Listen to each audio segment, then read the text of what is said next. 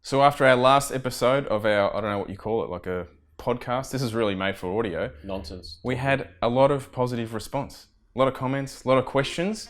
So we thought we'd do another one. First comment, 3 guys, 1 cup. Love the episode.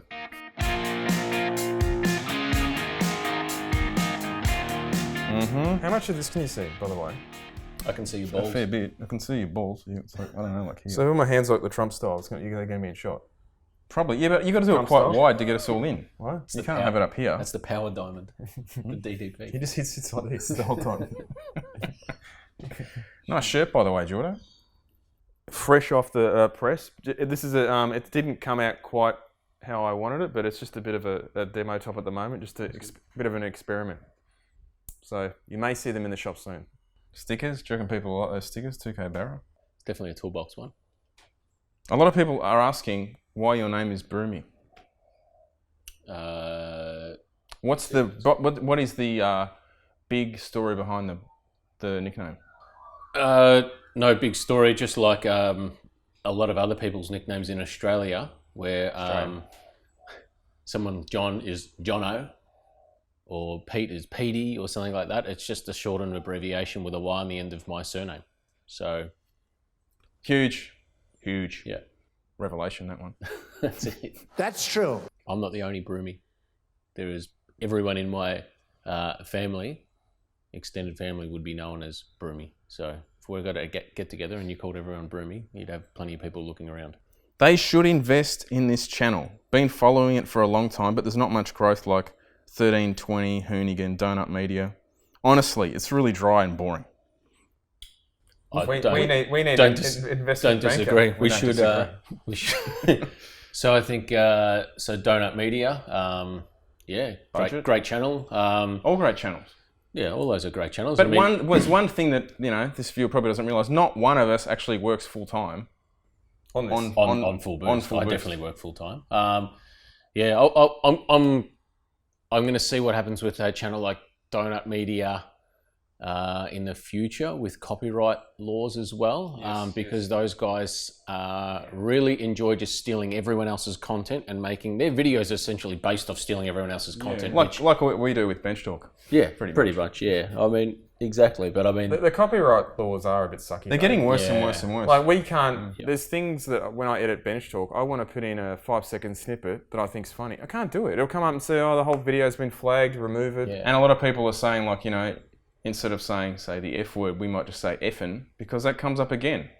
A lot of people who don't have a channel probably don't realise now there's all these things going on in the back end. Like now, if you want to monetize a video, or even if you don't, you have to tell them what sort of profanity level is in this video. yeah, YouTube computers. And you can't just go, very smart. there's no... Even if you put swearing in and actually put a censor beep in, it considers that as profanity. Yeah. That's crazy. Yeah, 1320 video, like Hoonigan to start with, like that's an empire. Those guys have an unbelievable budget. They've got their own compound.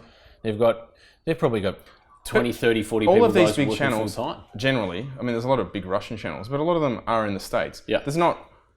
Realistically, there's not that many huge automotive channels in Australia. Yeah, I mean, Mighty Car population Mods density. Mighty Car Mods is the big exception. They've killed it. If you think of racing in Australia as well, and take circuit racing out and just think about drag racing, Australia really has probably 4 big drag racing circuits, one in Perth, one in Melbourne, one in Sydney, and one in Brisbane, or not even in Brisbane. It's like an hour plus out of Brisbane. The Sydney one's sort of an hour west than Sydney. Yeah, they're so separated by distance. Yeah, I mean, and of those 4 racetracks, this is geographically, Australia is a massive country. So for us, we're in Melbourne. So for us to drive to Sydney, that's 8 hours one way. To drive to Brisbane is 24 hours non-stop, 30 plus hours to get to the track. If we were to drive to Perth, that's a 40-hour trip. Yeah. So imagine you're driving, I'm just going to do a road trip from, say, Brisbane to Perth. Yeah. You can't. You'd be doing it for weeks. And that's some pretty serious... it's not like the States where you drive 5 kilometres and there's another town or whatever. Like you drive across Australia, there is nothing. Yeah. I mean, I did the Darwin to Adelaide drive a few years ago, and it makes you realise there's not much there. Yeah, there's nothing out there. And I mean, the issue is, so we're based in Melbourne, and there's just not a heap of racing. it's It's hardly- just not a heap there's- of racing. And, yeah, and very there hasn't been a frustrating. lot of racing historically for about the last 15 years in Melbourne. Not consistent. No, and it's been a real dry spell in consistent racing. So people who are maybe on the edge of building a decent fast car, and then that snowballs into something that they haven't had that opportunity to progress with their cars and snowball and get into the sport. Whereas Sydney's pretty consistent. They've got a big street scene, a lot of cars, and Brisbane sort of so much in that Queensland sort of scene. But the car scene in Melbourne, there's a lot of street cars, but there's some guys with drift cars and that. But the volume of cars from when I was coming into the scene, when Calder Park was on every second Friday night and then on Sundays and the weekends, compared to that now, I mean, it would be like having AFL and there being no local football ovals to play with. Sooner or later, people aren't going to be playing the sport. But the ones the cars that do get built here too, they end up racing in Sydney. So we don't. They're Melbourne cars, and we know the owners, and we unfortunately don't get to film them much. Yeah, it's very difficult. We can't just. I mean, I'm sure somewhere down in like Texas, there's a heap of racetracks everywhere, and On a positive note, though, our local track supposedly is going to be resurfaced yeah, still waiting for it. I don't know if it's soon. has it already been resurfaced, or I is don't it? believe so. Has it but- started to be? Well, all you can do is say, well, hopefully it is, and that happens. But if that happens, that'll be great. But yeah, The track being resurfaced is a lot of it's out of one our thing. control. It actually being open and being available to be raced on is probably another. So, I mean, ideal scenario here would be that the government actually purchases the facility back off Jane Corp and does something with it, gives it back to, That's opens not- up to the that- public that- and does that will that. never happen in So, Melbourne no. because they just look at us and say, "You've already got a track." Yeah.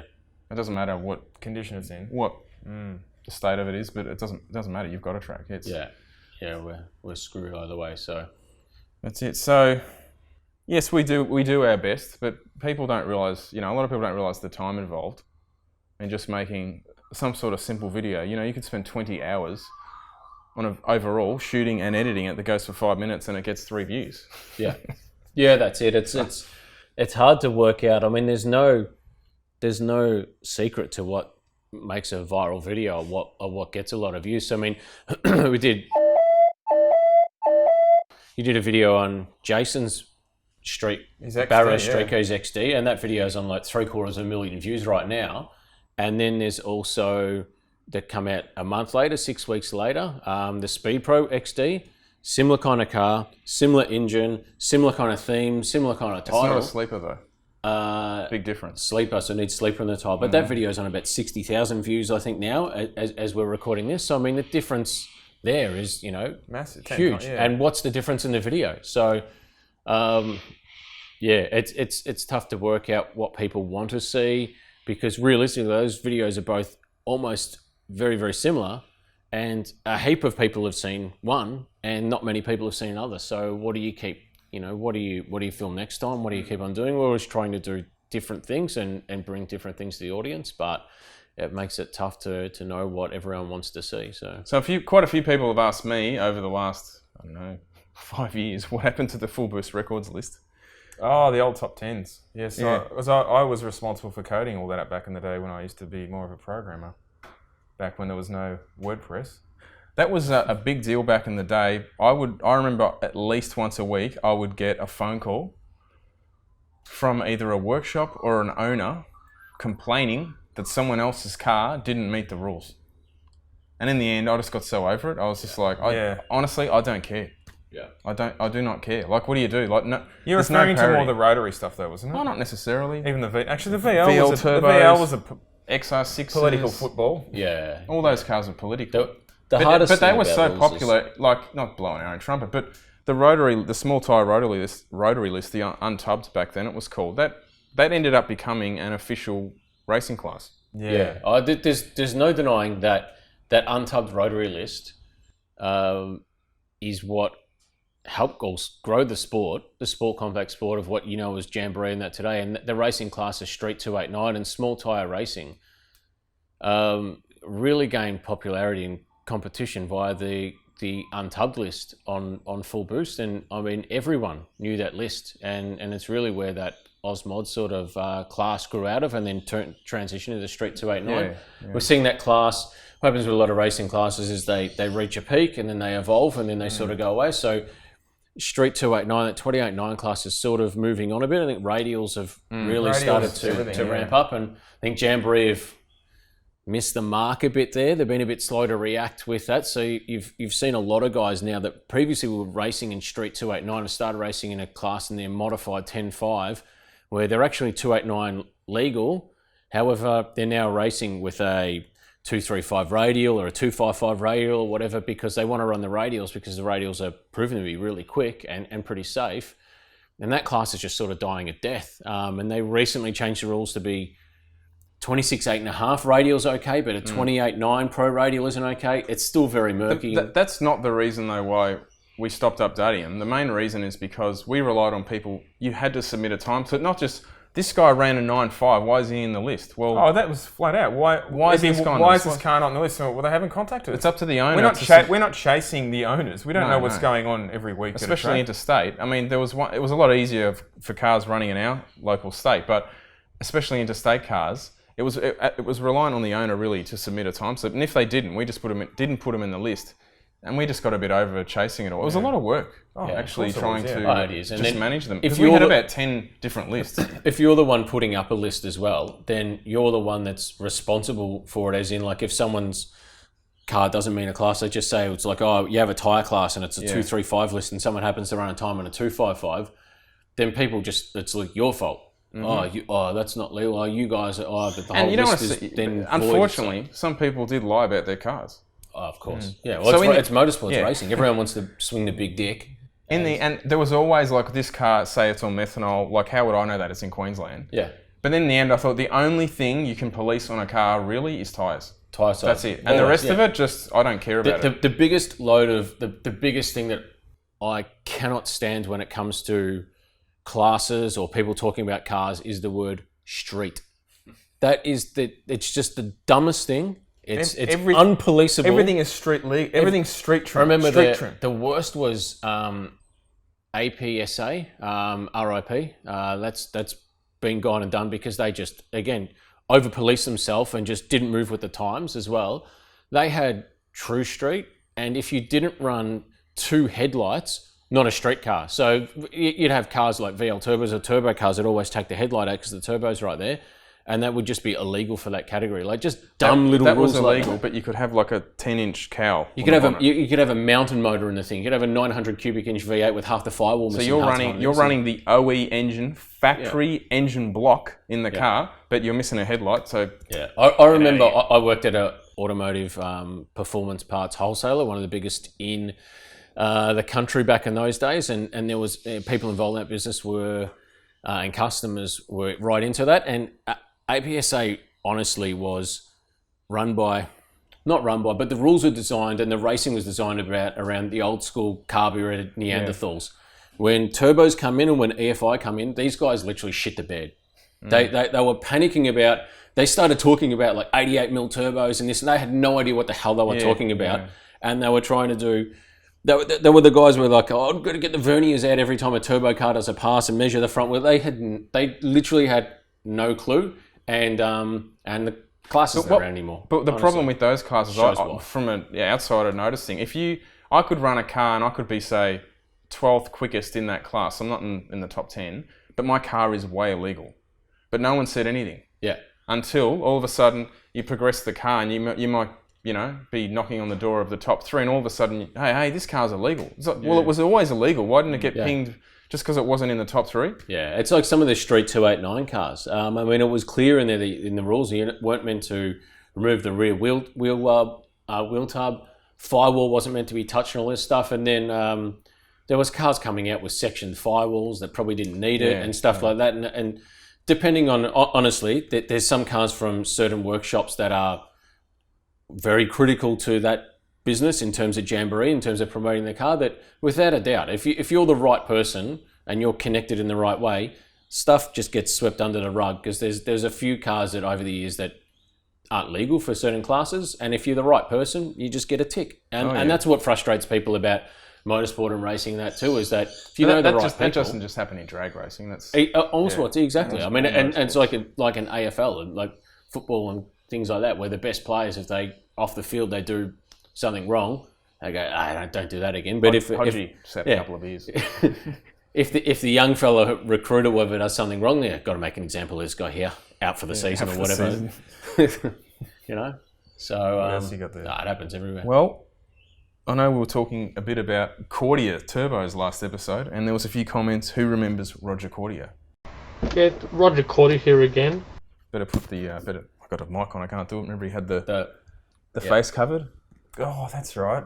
He had the face covered because he was hiding his identity. Because he was just the king trash talker. Oh, yeah, he was big time trash. He was ahead of his day when you look at him. He was like... But was he for real or was it just a troll? He was like the troll. Well, he had a Cordia and it had nothing done to it, but he basically said it made all this power and it was so fast and everyone was scared to race him. He had a full... His YouTube channel is still up. Literally a fly burning out. Get out. Roger Cordia. Probably buzzing around my project. Yeah, that was a name. It brought back a few memories, some of the comments there. Now, quite a few. Number one, I reckon, that people want to know is that picture. We were talking about your killer ZD Fairlane, the silver one, and there was a picture basically of the entire wheel missing. And it was put in there and completely glossed over. It was, even when I saw it, I remember that. So backstory on that, I bought, obviously we've known Jason for quite a while, and I had an RX-4 that was on gas and sort of met Jason through just some organised meetups on the street to some private meets in Mexico. Test the limits of each other's cars. I sort of met Jason, quite a few of the guys through there. And then, there was a couple of guys who were like Turbo 6s, and I thought, I'd really like to do one in a nice, comfortable, big Fairlane. So I bought a big old Fairlane. And then after about 2 months, I realised that would be the worst idea known to man. Just a death trap, as if I want to turbocharge this thing. But when you're young, you have ideas like that. So I drove it for about a year while I was building a VL. And so I used to drive into the city and I didn't care about the car. To get away with parking, I parked in the city and there's not much parking in the city. So I went to Bunnings and I got these little letters to spell courier, and I stuck them just on the outside of the car. I just said COURIER, courier, and I used to park in a loading zone. Quite a few people used to do that. Yeah, I used to park in a loading zone right outside the office because I worked sort of a night shift. So I parked there at 5, and the loading zone ended at 6, and I never got a fine. So that worked well. And then Curie's doing a lot of work. His car's just parked in the same spot. The same spot every night for like 2 years. That's unbelievable. And then it was coming to the end of the life of the car, and I had one of the tyres blow out or something the day before, so I had my spare on, and the spare must have probably never seen the light of day for however long, however many years. And I was driving down. My now wife was down in Bendigo, which is probably an hour plus out of Melbourne. It was late at night. It was probably like 11:30 at night or something, and the spare blew out. And I just didn't care. So I knew this car was coming to the end of its life. So you just kept driving it to Bendigo? I was on the edge. Car, yeah, I was at the edge of basically Bendigo, of the township. And I started off driving probably at about 20 Ks, just creeping it, just driving really slow. And then I just didn't care. I was driving at like 60, 70 Ks on 3 wheels. And the thing was, it was an aluminium wheel, so there's no sparks. So I didn't actually know that at some point the tyre had sort of grabbed the lower ball joint assembly and locked the wheel. Oh, so if you saw sparks, then you might. If I saw sparks, I might have gone, "Oh, gee, something's going on there." But I just assumed that the tyre must have still been rotating, even though it was dead flat and blown out. So there was no suspension under there because there's no wheel lift. Yeah, so it ended up looking like eventually I did see sparks because it had ground the wheel down to, well, it had ground the brake. Yeah, what's happening with the brakes? Yeah, so it's the sparks started coming off, and I was about 2 Ks away then, so just kept on driving, and it ground down almost down to the bottom of the wheel nuts. So did you actually made it to where you wanted to go? Yeah, well, I wasn't going to stop. I had places to go, people to see. So I drove there, literally parked the car, and then the police rang and said, "Oh, your car's been stolen. We found it." And I explained that. I said, "Has been stolen." Yeah, I just said, "Oh no, it hasn't been stolen. It's just sort of sitting there." And they said, "Oh, well, you're going to get a fine because it's parked there." And I said, "Oh, just tow it away, take it on." And they said, "No, we can't. It's still registered." And I said, "Oh, okay. I'll give you a call back in about half an hour and we can sort it out." So I just rang Vic Roads and said, "I'd like to cancel the registration on this car." And I did. So I rang back the police and said, "It's not registered anymore. It's not my car. You deal with it." And went back there in the weekend, grabbed everything of value, which was like the battery. And that was it. And that was it. I just... Never saw it I again. never saw it again. I assumed that someone from the council come and took it away and towed it away and left it there. But yeah, that old bus served me well for about 18 months. I think I put... buying that? Yeah, I bought it for $800 with a roadworthy from somewhere in Fawkner. If anyone knows the car yards in Fawkner, on here on Sydney Road, I'm sure it was fully legit, that roadworthy certificate. But That would have been the odometer just wound back 100,000. Just I had digital. So this thing was it was a Fairlane LTD or Fairlane gear or whatever. So it had digital dash and digital stuff from back in the 80s. It didn't did work too. back They in the had 80s. quite nice plush seats in it, didn't it? Yeah, they were like really nice, big velour seats or whatever. But everything was flogged in it. I think I remember once I had I got a photo of it somewhere. I'll try and find it. I had all of my mates like in a Macca's car park sitting on the back of the car, and basically the rear sill of the car is touching the ground because everything was just killed in it. It worked. Every third tank of petrol I'd fill it up with oil. And I think I put one alternator on it and it was like, reliable. Been more reliable than the VF. So one question I get asked every time we do bench talk, I even get private messages about what? on Facebook, is about this. Oh, you and this bloody skateboard. This board. If only the camera was rolling before when you were tempted to. I came in here and thought, I'll try a bit of an ollie. No worries. Ended up in my ass. Old mate Tony Hawk just went A over T. Look at That this. was The the bearings greatest doesn't thing even I've ever spin. seen. No. So this What vintage is this? this is an what do you call them? An OG. 1986 Santa Cruz Jeff Kendall graffiti deck.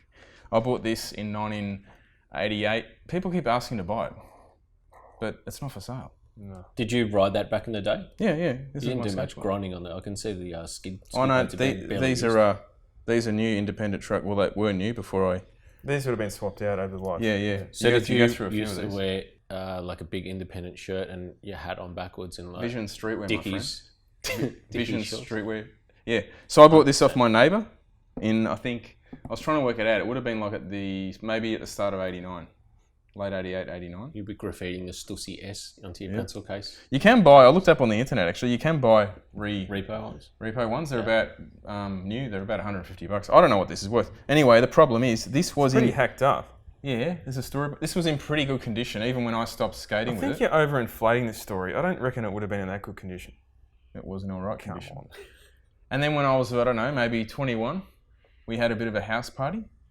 And this sat like in my bedroom, like just on the wall. I didn't use it though. I'd sort of stopped skating at that point. I skated a fair bit when I was younger, but I'd stopped skating at this point.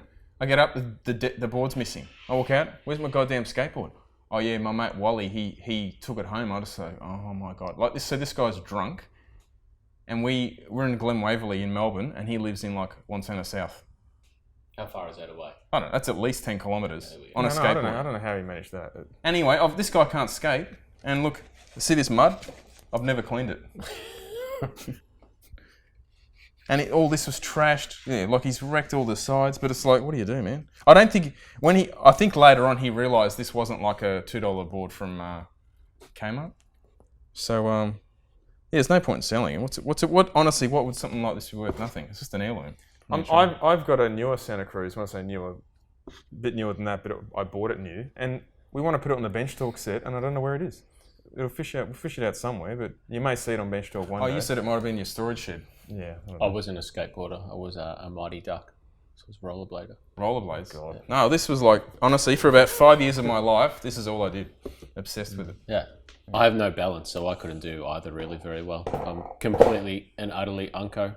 It's like anything, you need practice and you need a balls. Like when you're young on a ramp, it's pretty intimidating. Yeah. You have to have courage to do it because you know you're always going to end up A over T at some point. But that's that non-eventful story. What else we got? Oh, a lot of people constantly ask me, not that I'm probably not the right person to ask, but even asked it a few times in this video, what is a good Jesus, what is it? Pick the three things. You can only, what is it? Fast, cheap, reliable. Fast, You can cheap, only reliable, You can only pick two. Yeah, so they want everything. Yeah, what's a fast, cheap, reliable project car? Project car. 2K Barra. 2K Barra. Exactly. Obviously.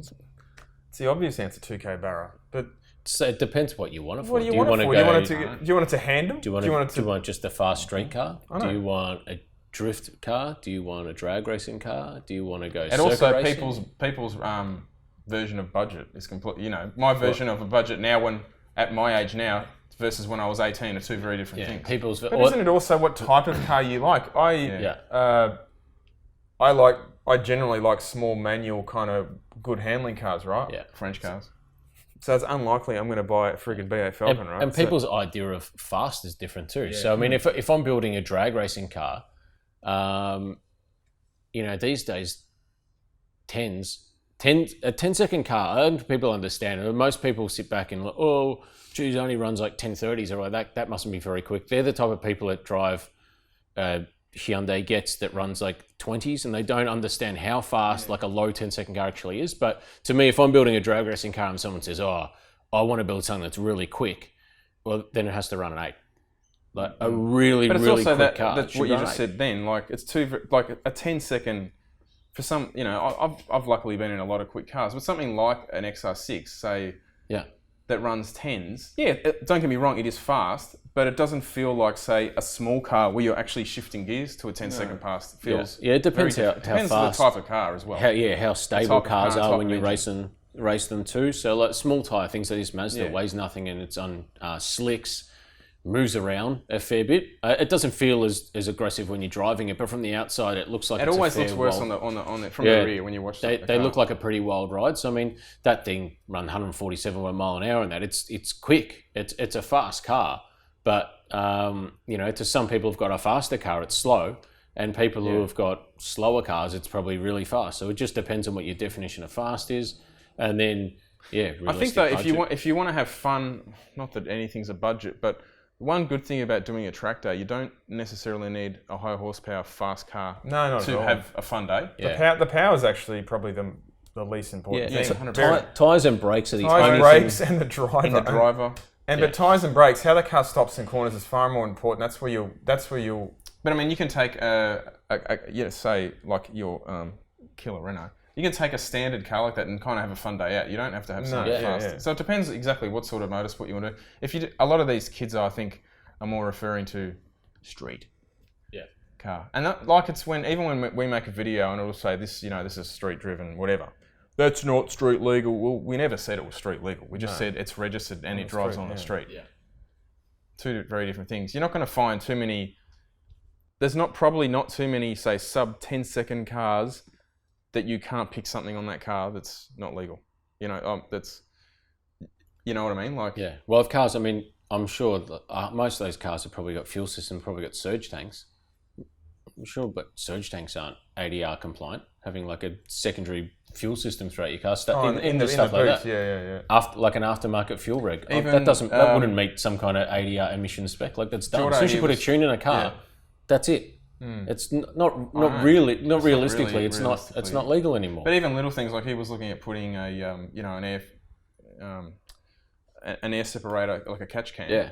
And a lot of people don't realise they've got a filter on the top, venting to atmosphere. That's not legal. Yeah. Well, I'm fussy with that stuff too. I think I don't want a car with smells coming out of it, and but to make it that's- legal, it needs to recirculate back But in. all these and- little things people don't like. Even my blow-off valve on my Subaru, it's wound up so tight it doesn't even hardly work, but it doesn't recirculate. That's illegal. Everything's freaking illegal.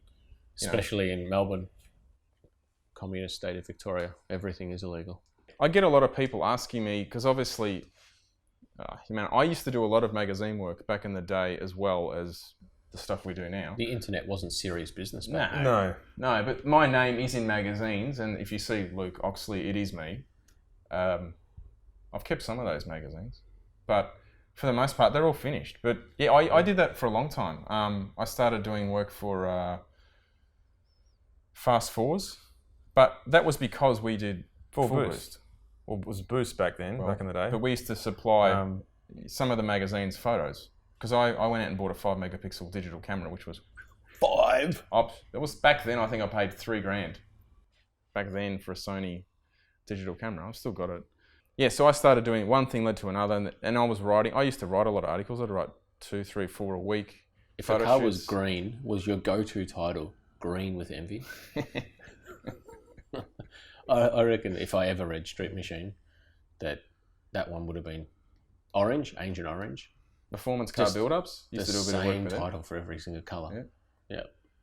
Yeah, so I did heaps of work for Fast Fours. We had our own, like an 8-page column in the back and everything. That was... But it went from the point you were solely a photographer, and then very quickly you basically just almost, not overnight, but you transitioned into video, and you basically haven't taken a photo again, have you? One thing, I used to do like heaps of photo shoots, especially summertime. I'd be doing, on the weekends, I could do 4 to 5 on a weekend. You know, you do 2 or 3 a day type thing because you could use the sunrise and sunset and so forth. It got to the point though, it was easier earlier on, but you know, you could be in the middle of nowhere with a photo shoot and not have some lights or whatever set up, and people would drive, you know, we might be on the wrong side of the road, but we are in the middle of nowhere, right? People would just drive up and stop. And they'd go, "Excuse me, you're blocking the road." And we'd be like, "Oh yeah, no problem, just drive around us." And they'd just be like, I can't do that, that's illegal. Yeah. You know, we're in a side street, but then also like you'd start doing photo shoots around the city, security would turn up, if you got a permit, I got a bit over the weekend. You don't need to do photo shoots anymore anyway, because everyone's got one of these, and like that just means you're a pro photographer. So And everyone, you did it wrong. You got to have it vertical. of course, you've got to have a Facebook page and a watermark that says something photography. That means you're a legit photographer. I could see the writing was on the wall with the print industry. Yeah. Like, and when you start seeing, it's the biggest fact was when you started seeing, you know, women's magazines closing, because they buy magazines 10 to 1 to men. They were closing, but it wasn't just that. I'd done it for like 10 years. I was sick of it. Yeah. The print magazine industry is completely cooked. It's like the normal print, like newspaper. What magazine? Hey, industry's what done. auto? Honestly, what auto magazines are out now? Like you've got Street Machine. It's probably still I the reckon biggest. you have a You look got at Wheels.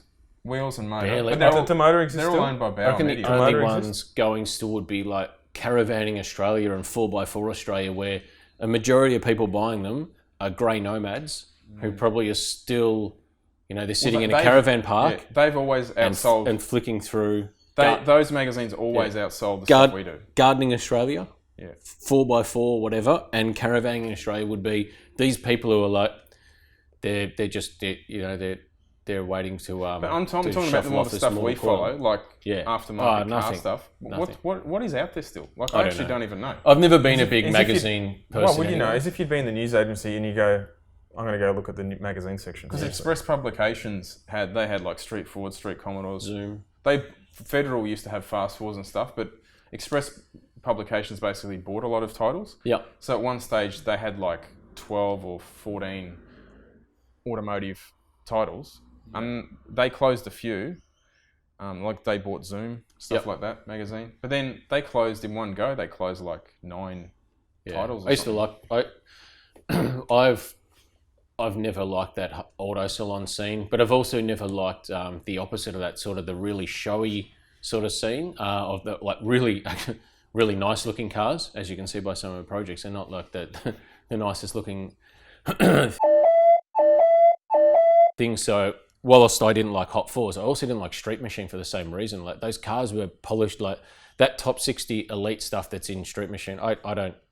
It just doesn't connect with me, and I've never really read. I don't really like it. Whereas that's why I like Zoom. Absolutely nothing against Street Machine. I like their gear, but there's the print, what they put out print versus say what they do online. What they do online. It's two very different beasts, isn't it? Yeah, and I wonder if that's because the audience for that read Street Machine, like the people who are watching those, reading those caravan magazines and whatever, haven't transitioned to online yet. That maybe they're in like, they're building the content now because they know, they probably know what would happen if they put that Barina on the front cover of Street Machine magazine next month. Yeah. Like that would be the end of the magazine because But they online, know the it's demographic. online, people love those Yeah. build-up cars. Yeah, exactly. So they almost know, you know what people want to watch online. But in their print magazine, they're it's very niche. It's very, that the people are watching. That's are probably- catering to their old audience, I guess. Yeah, And it's then probably yeah. I'm going to typecast myself here, even though I'm not the one reading. But thongs, shorts, blue wife beater, VB stubby in hand, and small block Chev in the garage on an engine stand with a HK Holden waiting for it to go into it. That's their readership of that magazine, and that's why I've never really read it because I wasn't interested. I mean, a lot of people tend to build cars they grew up in their childhood, right? Yeah, but Yeah, that's different. So you're into rotaries. If you'd grown up, Well, if you'd grown up putting a small block in a Tirana, you would follow street 100%. machine It's more, not that right? I like rotaries and that. I like technology. So I like EFI. I like turbos. I like it a lot. I like superchargers, but I don't like 671 root style superchargers. you I like like the a modern- pro charger or something. So I like advancements in technology, whereas that mag is like the guy who built the car in the 70s. And maybe there's a little bit of stuff that creeps in, but I don't. But you've also got another issue. Like a lot of people who are into, say, whatever, Tirana, Ford, whatever, doesn't matter. Yeah. They've had these cars for 25 years, whereas a young bloke now, it's become pretty unaffordable. To get into a car even now, myself, that like sort I'm of in stuff. my, if you late like the old 30s, Mazda I can't stuff. go on. If I wanted to go buy a Project RX4 that's a bit ratty and a bit worn down and needs a lot of work, it's like 30k, like a 40k entry point into then doing a car. You'll be 100k in the hole in no time. And that's why the finished project versions of them that are like immaculate are selling for 100 to 80 to 120 because, if people want to buy them, they buy them. That's why XY, GDHO, Phase 3 or whatever is worth $250,000. Because I'm probably they're more scarce. likely to do, I probably would rather just buy someone's finished project. Yeah. It's also time too, and if you don't have the skills, you do it at home a lot yourself. But if you're relying on people, it takes forever, and you think, I just want the car. Oh, I yeah, don't- without a doubt. I mean, Not waiting 2 years to get built. yeah, and it's the reason why I do everything here. But it's also, like you just said, you're like, that $80,000 Mazda realistically probably owes the guy 150. Yeah. So Yep. you're never going to build it cheaper. Yeah, I don't know. I mean, yeah, there's enough content online now and enough stuff and that I can't. It boggles the mind that people still buy a magazine, and it must just be that's probably. I'm sure if they But you at look the at the readership advertising. age, You look at the advertising side of it. Like, if you can offer an advertiser, hey, we can put your product in print yeah. and digital. Like that is Yeah. a big selling point. Oh yeah, without a doubt. I mean, would justify the readership though. Yeah. I mean, if you look at just stats, I mean, because all the stats are open. You can get the numbers over the internet to see what those. I'm pretty sure the biggest print magazines are 100,000, a couple 100,000, if that. That's 12-month readership and that. You look at our YouTube channel, and it's like 2 But million. I think a lot of month. those magazine stats are based on, say, 2 or 3 people reading that magazine. Yeah. It's Not obviously just that it's been one's been No, sold. they don't just base it off sales. Yeah. I don't. From back in the day, I remember. But I mean, how do you realistically? They're just guessing. That's like TV. That's TV, like actual ratings, TV. No, rubbish. TV's far worse. Yeah, TV's nonsense. I remember when someone They was cherry pick the people who actually do the ratings. Someone was having an argument about like SBS's coverage for like, I think it was whatever it was on drag racing on there, on Speed Week, and how great that there was and how many people were seeing it, and it was just Well, yeah, what's that nonsense. based Made on? up. They're just made up The numbers beauty by about a very the small demographic. the online viewing anything online, the data is there to back it up, and it's 100% accurate. You can Yeah. see straight away how many people have actually streamed this service. yeah, Like the stats are. fly is still in the way. I know. It's worse than the most annoying. Get out. Anyway, I think that's enough crapping on. I don't even know why I was sitting here. I didn't say a word. Yeah, I noticed that. Why are you in the middle? It's just to sell 2K Barra t-shirts. It's a giant billboard. That's all you're worth for the whole lot. So if you like Jordo's 2K Barrett t-shirt, Hey, this is phase one. I'm gonna design a better one. okay. This is you're gonna do just- some stickers as well. This is just a It's sample. just a BA, so next one will be a BF. You know, update. the original one I started doing had an AU just to take the piss, but then he's like, they didn't even come with a barra, you idiot. And I'm like, it doesn't matter. 2K It kind of Intech. does. It probably does a lot. You can buy a series, sort of an early high kilometre XR6 now quite cheap. Yeah, maybe we need to buy a 2K Barra. No, we've got to get into the 8s for 2K. Oh, I know. And we probably could yeah. because we could just shill our way there. couldn't we? Yeah, yeah. Please, sir, want some more? Anyway, if there's anything you want us to talk about, drop a line in the comments and we'll do our best. But I don't reckon you'd top that story about you with that wheel, Broomy. That's I'll try and find some photos. That's outrageous. Some I more don't even photos. think I would have done that back in the day. I'd probably still do it now. How ridiculous. First thing, when I saw the photo, I thought, it's like a giant half moon that you put on the cylinder head. Was I'm I like, should have. Like, it's just the shape of it's so rubber. funny. I should have. I was going to actually try and take it off, but I couldn't get a jack under the car because it was pancaked to the pavement. So It just reminds me of that Steven Seagal movie, wasn't it? Is it Out for Justice when he's driving around the... You reckon you wouldn't He's running easily like this. penetrate to just get that thing off? It would have been like a welded on. oh well, Imagine the heat in there. Anyway, built Ford. that's enough. We'll see you next time.